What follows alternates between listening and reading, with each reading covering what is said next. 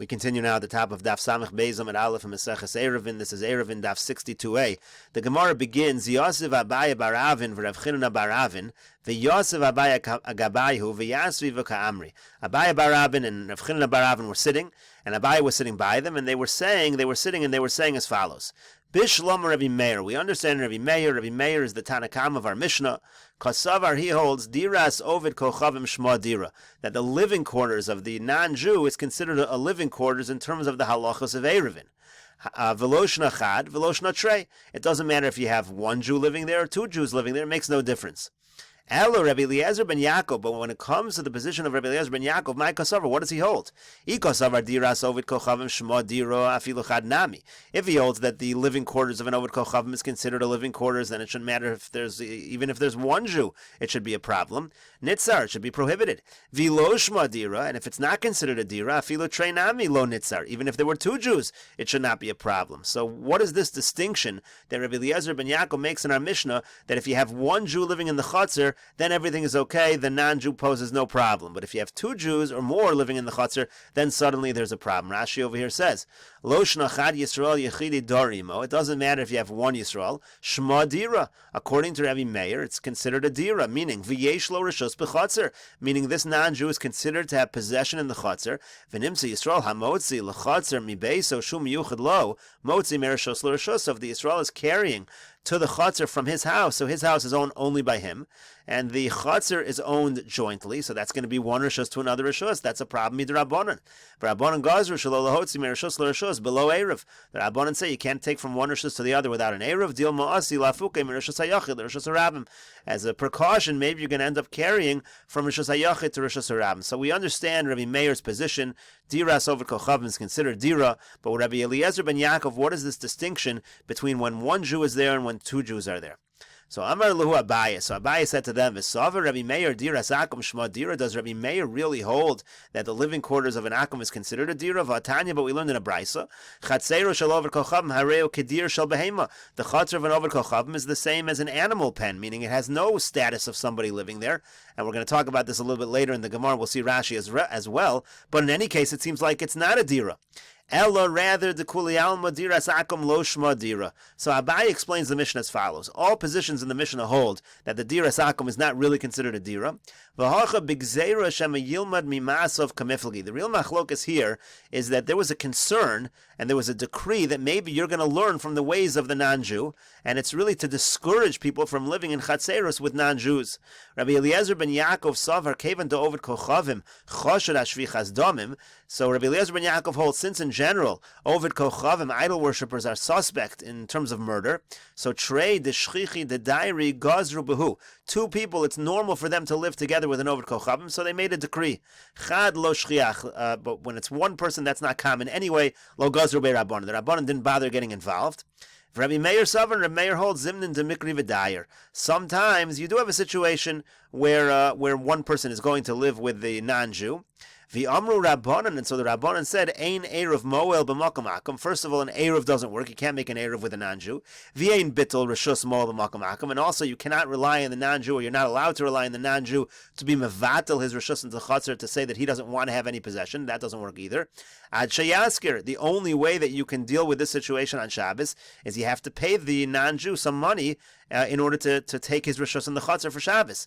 V'yakum lo mugar. And the Yakum doesn't want to do that. He doesn't want to hire out his reshus in the chutzner, so that will prevent people from wanting to live with non-Jews. Gemara wants to know, we'll see Rashi again, but the Gemara wants to know, my time, what's the reason why an Akum is not going to want to hire out or to take payment for his reshus in the chutzner? So if you're going to say that he has a concern that maybe he's worried about giving up his reshus, he thinks that we're going to take over his reshus. That is a good concern according to the one who says that you do a real schirus. It's got to be a strong schirus. But according to the position that holds that the schirus we do is really a weak schirus anyway, what concern would the non-Jew have? Why wouldn't he want to get involved in this?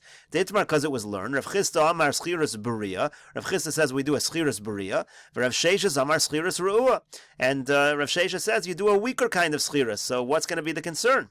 So let's take a look at a few Rashis and we'll continue with this discussion. But Rashi over here says, Hareyu Kadir Shel Behema, V'ein Lo Koach Lesor. According to this Brisa, the non-Jew has no ability to make any problems in the chutzner. It's not going to create a need to make an Eruv with a non-Jew or to find some other solution.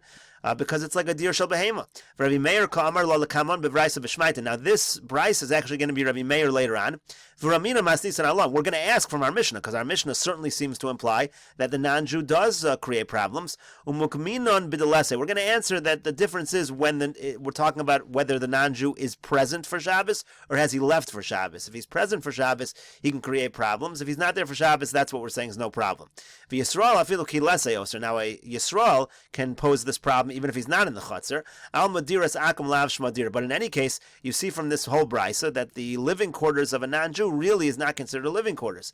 And he says, El dekuli am lav shmadira. So Abaya ends up answering all Tanoim in the Mishnah hold, it's not really a dira. Ela mishum gezerah. This entire Mishnah is just a decree. Shama yilmud Yisrael mi ma'asav shel akum. That otherwise we're afraid that the Yisrael might learn from the ways of the akum. So hitrichu v'fsidu chachamim li Yisrael hadarimo. So therefore, the chachamim, number one, they made the Jew have to bother with this every week, that he's got to hire out the Rishus of the Chutzner, he's got to pay for it, and it's a little bit of a loss of money. It's going to be difficult for the Jew to have to pay money every Shabbos. And then he's going to have to, and then the non-Jew is going to have to leave from there. And that's the machlokas in the Mishnah between Rabbi Meir and Rabbi Elazar ben Yaakov. Do we make this gezerah when we only have one Jew, or in a situation of one Jew we don't? Rabbi Eliezer holds a non-Jew is suspect of committing murder. Therefore, lo shchiach yechidi d'dayer b'hadei, the whole situation of having a single Jew living in a chutzner with an akum is just uncommon. Umilsa de lo shchiach lo gazer bar rabbanon, and something that's not common, the rabbanon didn't make a gezer. Rabbi Meir savar, but Rabbi Meir holds yechidi nami zimnin d'dayer. So Rabbi Meir holds no, sometimes an individual will live with a non-Jew. Umishamachi amar rabbanon ein eruv moel. That's why the rabbanon say that an eruv is not going to be effective, because we are concerned in this particular situation. We're trying to discourage this.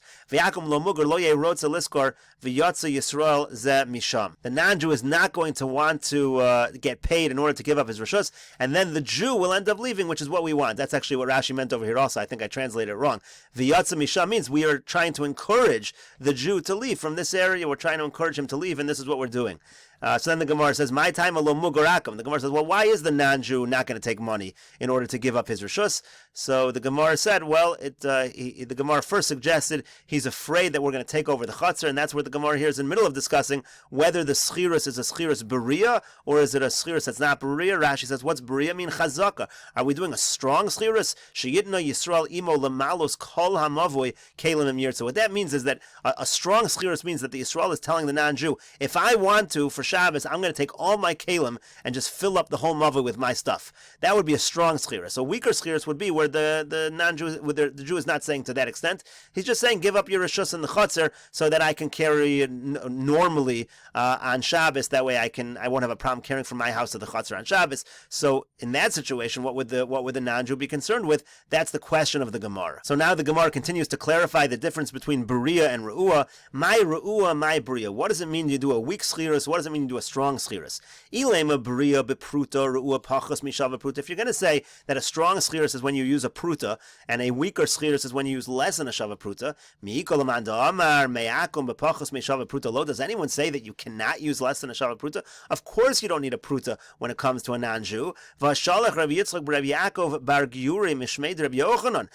Yitzchak, the son of Rabbi Yaakov bar Giuri, sent in the name of Rabbi Yochanan the following: Have a yodin, you should know that a person is allowed to use even less than a shava pruta in order to take this rishus in order to buy this rishus from the non-Jew. And further, Rabbi Chia bar Abba said in the name of Rabbi Yochanan, Ben Noach nerag al pachas mishava pruta. A Ben Noach is killed if he steals less than a shava pruta. V'lo nitan le'shavan, and that's not an amount that can even be returned. There's no way to give the money back, and really he's just going to be chayiv misa. Rashi over here explains, Ben Noach nerag al hagezel. Ben Noach is killed for stealing. Tehi mizayin mitzvahs. That's one of the Sheva mitzvahs. B'nei Noach kedamar medalad misas b'Sanhedrin.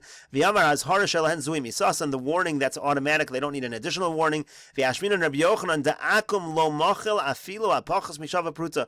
And Rabbi Yochanan says that a non-Jew won't even be mochel if it's less than a shava pruta. V'have gezel lididhu. That's considered gezel. And lo nitan leheshavon. Degabi Yisrael ksev v'heshav esagzela. By Yisrael it says v'heshav. You can't return less than a shava pruta. Aval ba'akum lo ksiva hashava. By an akum it doesn't even say hashava. Hilkach kevan sha'avar nerag ve'enu mishalim. Therefore, once a non-Jew transgresses stealing, he's chayiv misa, and he's not able to. He doesn't pay it back. So in any case, you see that less than a shava pruta is completely effective when it comes to the halachos regarding non-Jews. So that can't be the distinction between a schiras that's a bria, a strong schiras, and a schiras that's a re'ua. So rather, the Gemara says, Ella bria, rather, what does bria mean? B'muharki va'avorgani, which Rashi explains, as we just said, b'muharki va'avorgani, lamalos ha'chotzer b'safsalin v'katidros amyirtza.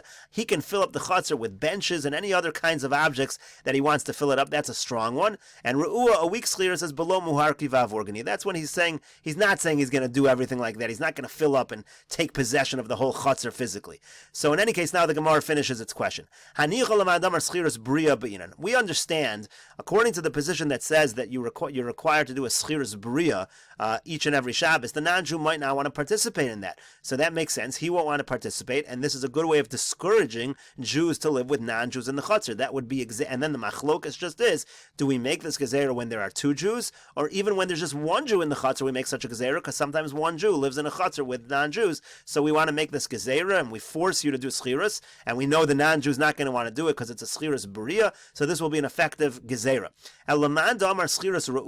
But according to the position that the schiras is a weak schiras anyway, why would the non-Jew not want to participate in that? What are we going to say? What is the pshat in this whole Mishnah?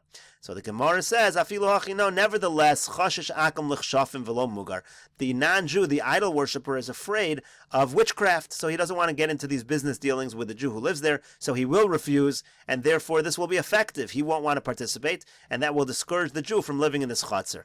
Gemara now goes back to what it mentioned earlier. Gufa chatzeiro shel ovid kochavim harehu kedir shel behema. We said the chutzner of the ovid kochavim is like the deer shel behema, like the animal pen, and it has no effect in terms of hilchas eruvin.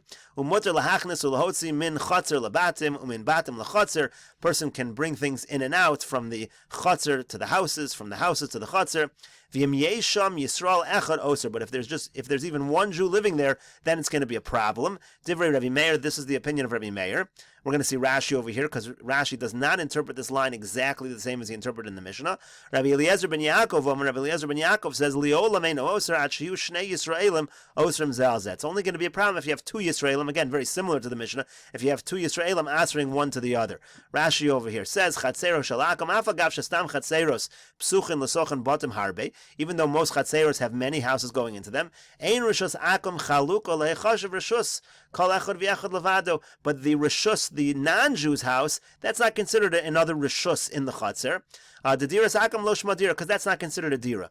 V'Yisrael she'eno darimon. Now, let's say you had a Jew that's not living with them in this chutzner. Shenichnas la'echad min habatim b'Shabbos. Let's say he enters one of these houses of the non-Jew on Shabbos. Muter lahotzi min habatim l'chutzner. He'll be able to carry stuff from the house to the chutzner. V'lo avimotzi mirishus hamiyuchedes la'akum zeh l'rishus shilakulan. It's not a problem of carrying from an individual akum's rishus to a collective akum's rishus, because they're not considered to have dira. So if you didn't have any Yisrael involved at all, didn't have a house in the chutzner, didn't live in the chutzner, so a Jew can walk into that chutzner and carry from a house to the chutzner. It's not a problem. It's all considered one rishus hayachin.